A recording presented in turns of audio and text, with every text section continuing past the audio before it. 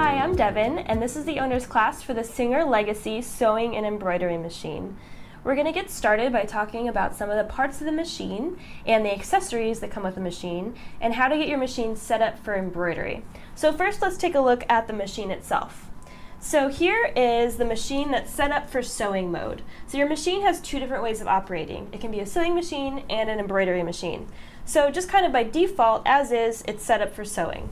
If you open the top lid right here, you'll see the thread paths both for winding a bobbin and threading the machine, which we will go over in a future episode.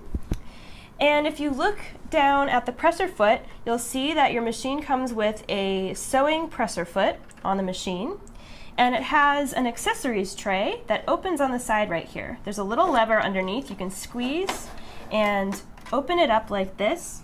And here are your accessories that you need. We're going to grab our embroidery foot, which looks like this, and our screwdriver, because we need to change our foot so that we're ready to embroider. So I'm going to unscrew the screw right on the side of the presser foot right here. Use my screwdriver to do that.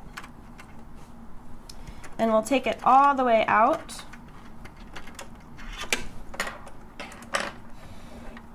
And to put our embroidery foot on, you want to look for this white part that wraps around the shank right here, and then you want to make sure it snugly snaps into place. You also want to look for this little arm up here and make sure that it is resting on the screw for the needle. So now I'm going to take this screw and just get it started.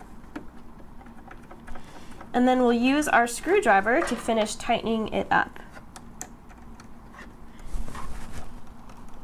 So now our embroidery foot is attached, so our presser foot is taken care of and ready to go.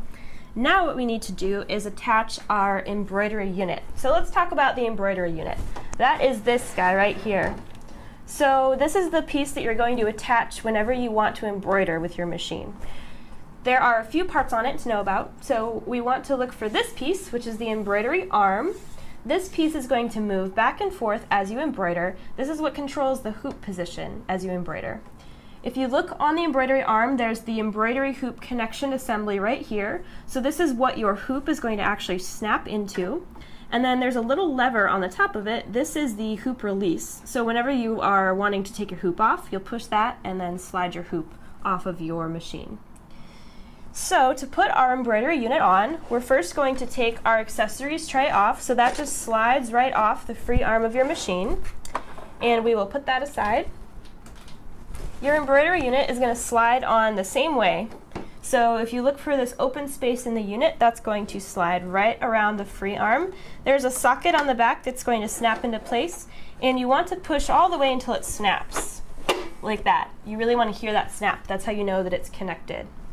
Whenever you are ready to take the unit off, you're going to reach around the end, and underneath there's a lever that you can squeeze and pull your unit off like that. So you need to squeeze the lever before you try to pull the unit off. So I'm going to snap it back into place and show you one more little part. There is a storage compartment also in your embroidery unit, so that's pretty handy. You can keep your extra stuff in there. So we're going to turn our machine on, and it's going to calibrate. And that means that the embroidery arm is going to move around. So you want to check and make sure that it's not going to hit any furniture or walls or knock over any drinks or anything like that. So you just want to make sure the space around your machine is clear. So once we do that, we're going to turn the machine on, and you will see a little message on the screen reminding you to take the hoop off. So you want to make sure there's no hoop attached to your embroidery unit when you first calibrate. So once you're sure of that, we're going to hit the check mark.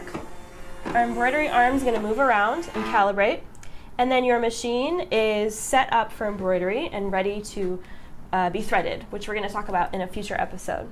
So now let's go over the accessories that come with your machine that are important for embroidery. So your machine comes with two different size embroidery hoops. There's the 260 by 150 millimeter, that's the larger one, and then a 100 by 100 millimeter hoop, so you have a couple different options there. Your machine also comes with a pack of chromium embroidery needles. There's two different types. There's the 2000 and the 2001. The 2000 needles are for embroidering woven fabrics, so things like quilting weight cottons, non-stretchy fabrics, and the 2001s are for stretchy fabrics like t-shirts and sweatshirts, basically knit fabrics. So these are chromium embroidery needles, and embroidery needles are special because they have a slightly larger eye. So this helps thread that is more delicate, like embroidery thread, pass through the eye without breaking or shredding. Your machine also comes with some extra bobbins. The bobbins are class 15 transparent bobbins. So you want to make sure that you only use class 15 transparent bobbins in your machine. So don't try to swap them out for metal bobbins or any other style of bobbin like a 15J. So class 15 transparent bobbin is what you want to stick with. The last main embroidery accessory to talk about is the USB stick that comes with your machine. So there are 131 embroidery designs on the USB stick. There's also 69 embroidery designs built into the machine, as well as 2 different embroidery fonts. So you have 200 designs overall to pick from. If you put your USB stick in your computer, you can open up PDFs of the designs to browse them and check them out before you stitch them out. So these are super helpful. If you print them, you'll see them in real size, and you'll also get some good info at the bottom of the page, things like color count and color order, and things that are helpful to know when you're embroidering. So that pretty much covers it for the parts of the machine and the accessories. In the next video, we're going to talk about thread and how to choose a thread for your embroidery project.